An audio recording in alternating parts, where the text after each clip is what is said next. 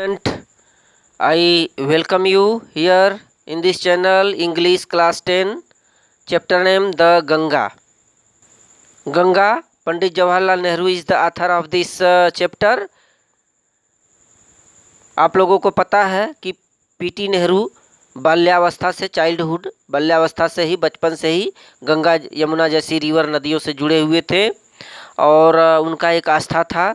देश के लोग उन्हें प्रेम करते थे, इतना स्नेह और प्रेम कि जीवन भर उनके वे क्या रहेंगे, आभारी रहेंगे। और उनकी जो इच्छा है कि यदि मैं विदेशों में मरूं तो मेरी जो दाह संस्कार है विशेष ढंग से किया जाए, एक मुट्ठी राख को इलाहाबाद गंगा नदी में प्रवाहित कर दिया जाए और शेष पोर्शन जो है निम्नलिखित तरीके से किया जाए। आपको बताया जा रहा है कोई भी मेरे अंश का जो राख है उसको प्रिजर्व या सुरक्षित न किया जाए, ऐसा उनका जो विल था, इच्छा था पीटी नेहरू का। ये पार्ट 5 है। पिछला पार्ट जो स्टूडेंट नहीं चेक किए हैं जाकर के चैनल पर चेक करें, देखें, समझें। And now looks it is part 5। And though I have discarded much of past tradition and custom and an anxious that India should rid herself of all shackles that bind and concentrate her and divide her people and suppress vast number of them। देखिए PT Nehru यहाँ पर क्या बोलते हैं, and though I have discarded much of past tradition. यद्यपि हम प्राचीन जो परंपराएं हैं और जो कस्टम मीन्स प्रथाएं हैं उनको मैं त्याग चुका हूँ, डिस्कार्डेड उनको छोड़ चुका हूँ, त्याग चुका हूँ। एंड एक्सियस और चिंतित हूँ कि that India should read her self of all shackles. जो भारत है वो हर बेड़ियों से अपने आप को मुक्त करा लेगा। रीड हर सेल्फ माने आज़ाद करा लेगा, मुक्त करा लेगा उन बेड़ियों से that bind and concentrate her, जो उन्हें बांधी है और उनको कैद की है। उन बेड़ियों से जो भारतवर्ष है अपने आप को मुक्त करा लेगा, मुझे इस बात का चिंता है। And divide her people and suppress vast numbers of them. जो बेड़ियां हैं, जो बंधन है, वह भारत के लोगों को अलग करती है। डिवाइड माने अलग करती है भारत के लोगों को, and suppress vast number of them, और बहुत ज़्यादा संख्या में उन्हें दबाने का काम करती है, सुप्रेस करती है। And prevent the free development of the body, और उनके शरीर के विकास को, स्वच्छंद विकास को रोकने का काम करती हैं ये जो शेकल्स हैं, बेड़ियां हैं।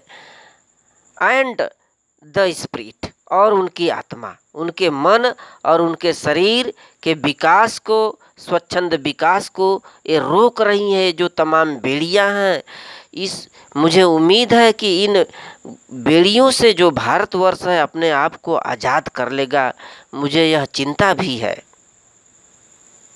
देखें क्या बोलते हैं, बोल रहे हैं कि यद्यपि जो प्राचीन प्रथाएं और परंपराएं हैं उसको मैंने त्याग दिया है, डिस्कार्ड कर दिया है, फिर भी मुझे एक चिंता है इस बात का कि जो शेकल्स हैं, बेड़ियां हैं, जो उन्हें दबाती हैं, बांधती हैं और कैद की हैं और उनके लोगों को अलग थलग की हैं, उन्हें बहुत ढेर सारी संख्या में दबा कर रखे हैं, उनके मन और उनके शरीर के विकास को रोक रखी है।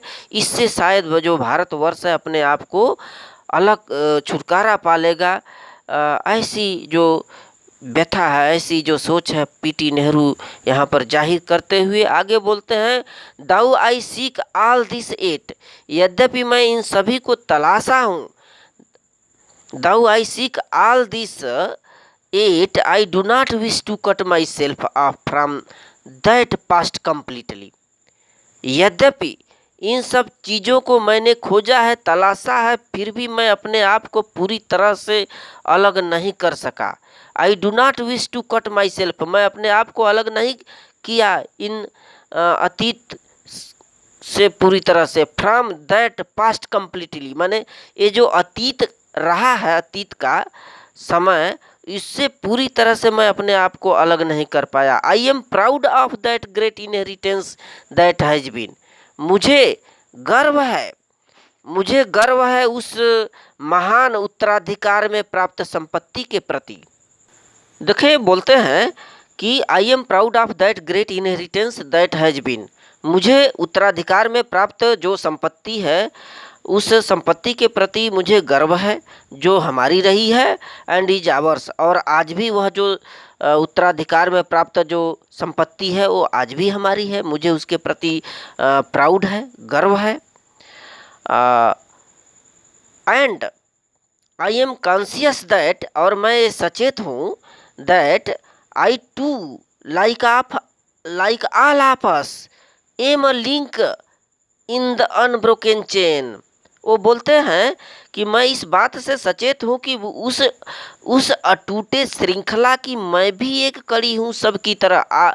लाइक ऑल ऑफ अस माने हम सबकी तरह, सभी के तरह मैं भी एक कड़ी हूँ, लिंक हूँ। किसका? इन द अनब्रोकन चेन, उस अटूटे श्रृंखला का मैं भी एक कड़ी हूँ।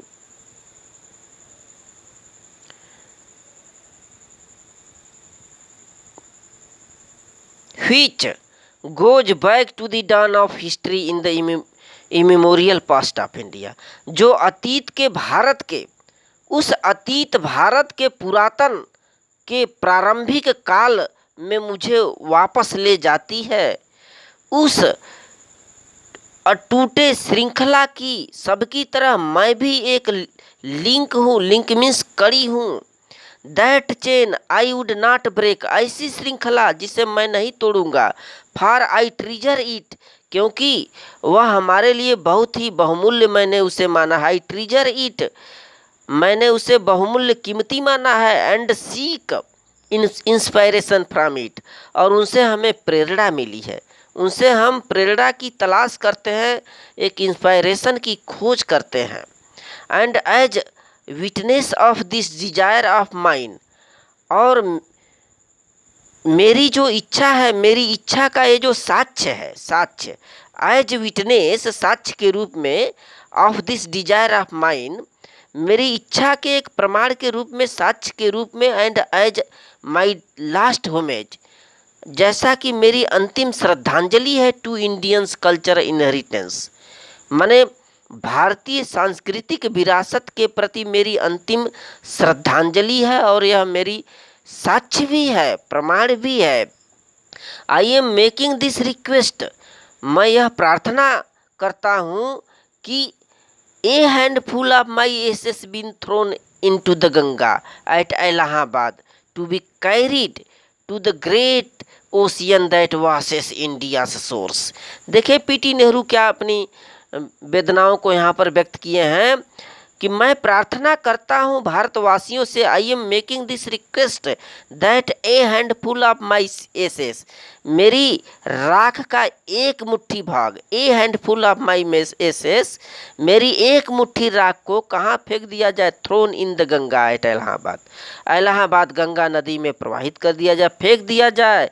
To be carried to the great ocean, जो लाया जाता है उस महासागर की तरफ चली जाती है। दैट वासेस इंडिया सोर्स, जो भारतीय तटों को धोती हुई जाती है, उस गंगा नदी में मेरी एक मुट्ठी राख को फेंक दिया जाए, जो भारतीय तटों को धोती हुई उस महासागर की तरफ, ग्रेट ओशियन की तरफ चली जाए। ऐसा पीटी नेहरू का मानना है स्टूडेंट। उन्होंने बोला कि मैं प्राचीन सांस्कृतिक और सभ्यताओं से जो प्रथाएं रही है उसको मैंने काफ़ी डिस्कार्डेड किया है, त्यागा है। फिर भी मेरी ये चिंता है कि जो भारतवर्ष को ये तमाम प्रकार के भेड़ियाँ ये कैद कर रखी है, यहाँ के लोगों के विकास को रोकती है, उनके मन के, उनके शारीरिक विकास को, उससे मैं उम्मीद करता हूँ कि इंडिया छुटकारा पा लेगा। और यद्यपि मैंने सारी चीज़ों को देखा है, फिर भी मैं अपने आप को अलग नहीं कर पाया, और मैं भी आम लोगों की तरह उसी श्रृंखला का एक कड़ी हूँ जो भारत के प्रारंभिक इतिहास में पुरातन काल से ही प्रारंभ हुआ था।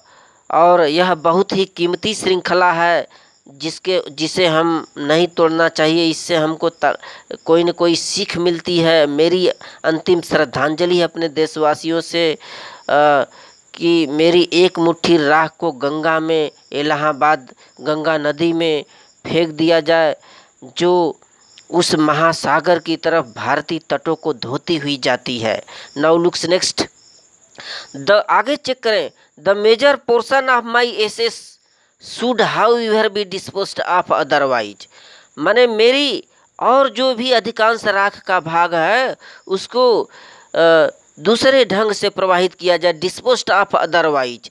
आई वांट, देखिए क्या चाहते हैं, I want this to be carried high up into the air in an aeroplane. मैं ये चाहता हूँ कि एक हवाई जहाज से मेरी ये जो राख का और भाग है उसको ऊपर लाया जाए, carried high up into the air, हवा में, एन एरोप्लेन, हवाई जहाज से, and scattered from that height over the fields where the peasants of India toil. माने उस हवाई जहाज से मेरी राख को कहाँ फेंक दिया जाए, बिखेर दिया जाए, स्कैटर्ड कर दिया जाए, उस शिखर से, हाइट ओवर, उस शिखर से भारत के किसानों के खेतों में बिखेर दिया जाए मेरी एक मुट्ठी उस बचे हुए अवशेष राख को, जहाँ पर भारत के किसान टॉयल करते हैं, टॉयल मीन्स परिश्रम करते हैं, so that they might mingle, ताकि ये मिल सके, मिल जाए, मिंगल हो जाए, with the dust and soil, धूल में, वहाँ की मिट्टी में, भारत की मिट्टी में मिल जाए, soil of India, and become an indistinguishable part of India, और भारत का एक अभिन्न भाग बन जाए, एक अभिन्न पोर्शन बन जाए, हिस्सा बन जाए।